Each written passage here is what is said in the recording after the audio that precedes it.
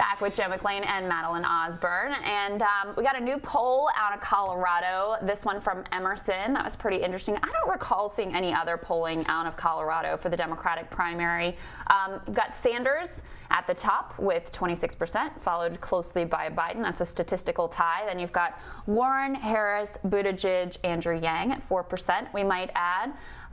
What do you make of this, Joe? It's Colorado. Yeah. Colorado is its own thing, just like every state is its own thing. What do you mean by that? What are the dynamics in what are the Colorado? dynamics in I think some Colorado? people might. I mean, Colorado, typical swing state. You have Bernie Sanders, who's leading the pack. Why do you think that is? It's kind of an independent state too, though. It's an independent state, but I think in Colorado now I have no polling to back this up. You understand? But just from experience, I think Colorado is the Democratic base is more liberal, more left leaning, and I think Bernie is the kind of guy who's very attractive to them. Right. What's interesting to me is why is Elizabeth Warren not as attractive as Bernie? I mean, she's up there, but it's not.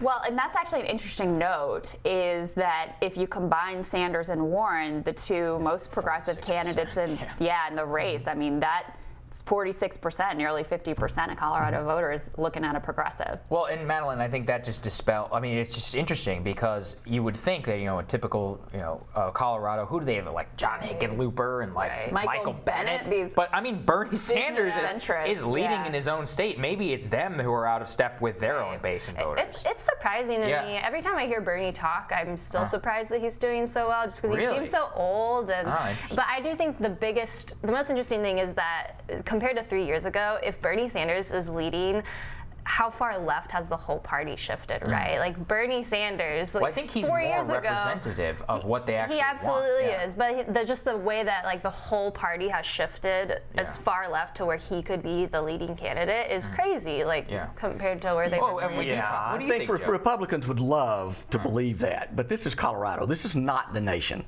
Okay. And if you look at the nation and over the polling of the last couple of weeks, and I hate horse race polls because we're so early, they virtually mean nothing. But Biden's up 7 points in the last couple weeks. So what you see is kind of a return to the normal, because what we tend to think here inside the Beltway is that, because we all live in the Twitterverse, we believe the Democratic Party has all shifted to the left, but it hasn't.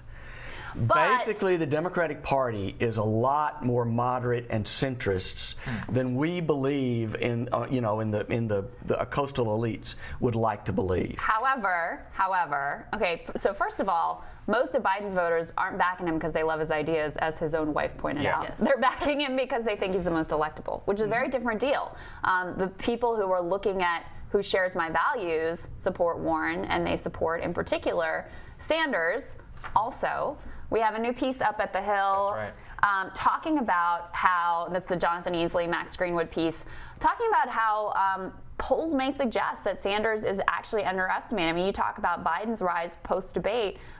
Warren has gotten a lot of attention for jumping up in the polls post-debate. Right there alongside her is Bernie Sanders. And it often, I mean, if you just listen to the mainstream media, you would assume he'd crash and burn. But actually, he continues to steadily rise after the debate, so something he's saying is clearly resonating. Well, I mean, so Joe, the thing is, what you're getting, you claim the Democratic Party is centrist, is much more moderate, and it's sure that they might vote that way, or they consider that in terms of electability, but in terms of what they actually believe, their actual preference, it seems that they are much more aligned with Bernie Sanders. This is just like the 2016 election with Donald Trump, where Jeb Bush and all these other guys assumed that to win you had to basically play the middle. But it actually turned out that it was saying what your base actually wanted to hear and had been wanting to hear for 30 years from a Republican politician, is how you ultimately won the White House. Why do you think the opposite in this particular case? Well, first of all, they lost the election by nearly 3 million votes. Okay. Popular vote, yeah. This popular vote. So let's just lay that aside right now. We ain't in the White House. That's right. That's right. The metric that counts. Because of the anomalies, of the Electoral College, and sure. You're talking 10,000 votes, and I think it was Wisconsin, and it's like 50,000 votes in Michigan, and So let's be careful about assigning that. But it was Who won in 2018? He ran a terrible campaign. Nobody liked him. He still was able to beat him. Well, I mean, that's the thing. Don't get me started about Hillary Clinton's campaign. So let's not talk about that. Okay, all right. But who won in 2018? Who won in 2018? Moderate Democrats. Moderate Democrats won in suburban districts and Republican-leaning districts. Yeah, but Joe, that's who won. Who did the party back and fund and recruit and prop up? Moderate Democrats. Right. So yes, they were the ones that were in place to take advantage of the wave that came through in opposition to Trump. I don't think I would draw more from that than the party continues to run this model of running centrists, even when clearly the energy and enthusiasm in the party is for something different at this point, Madeline. What do you think? Yeah, back to that Hill report, I think that's accurate because I read that and I was like, yeah, I've underestimated Bernie a lot. Like this seems, I think this sounds about right. Like I hear him on the debate stage and I just see his campaign and I think 2016, like that, he's running the same campaign, which is fine, but there's so many other candidates in the field, it just doesn't seem like But the he'll thing be is, in Madeline, the top. what I've seen from him is that, yeah, you're right. I mean, much of it is the same as 2016, except that this time he set the stage in terms of the debate. As in, and I've talked about this here many times, which is I feel like he's almost already won the nomination from an ideas perspective because the entire race is defined around Medicare for all. Joe Biden's own candidacy is defined within this race about not being for Medicare for all. I mean, look at what happened to Kamala Harris. Right. She's been she dropped 12 a mess points on Medicare for All. She backed out. She said she wasn't comfortable with Bernie's plan, which she co-sponsored, by the way. And new CNN poll has her dropping 12 points. So I think it's one of those things where if you're withering on this, I think what I'm more trying to get at here is how do you make it so that Bernie has captured the debate? Look, the media hates him, so it's not like the media is the one who's fallen in love and set the stage of debate in his favor. How has he been able to do that? What do you think? I don't think he has. Interesting. And I think if you look at the numbers and you look at the metrics on social media, he has not moved outside his base.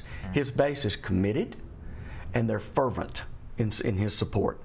But people who are persuadable aren't moving to Bernie. But he's the second choice. The other thing, and if you, and I know you read the story on the poll. Elizabeth Warren and Bernie Sanders don't share the same demographic. That's right. Yeah, that's right. They're campaigning, and well, they might be campaigning to, but they're attractive to different demographics. Okay. And I think that matters, and I think it limits Bernie's upside. Bernie's upside has always been limited. Joe, let me just stop you there because Warren, they have different coalitions. Warren's is all white, basically. And less electable, actually. I mean, she has the whitest coalition of any of the candidates. Yeah, and PhDs.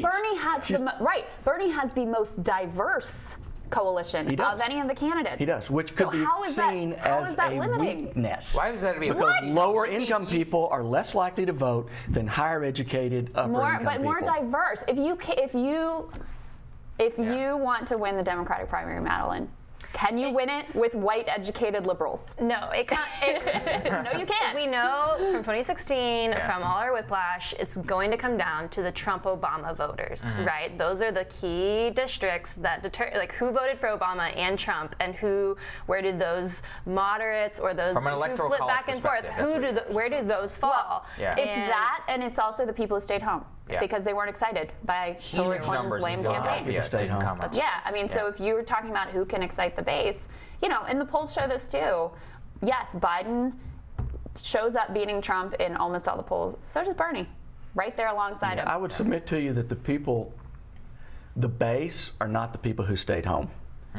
The Democratic base are people who got out and voted even though they may not have cared that much for Hillary Clinton. Sure. So what you're really talking about is folks who are less motivated, less committed. And when you're talking about young people, you're talking about people of color, and who does Bernie Sanders do best with? Well, who does best with people of color?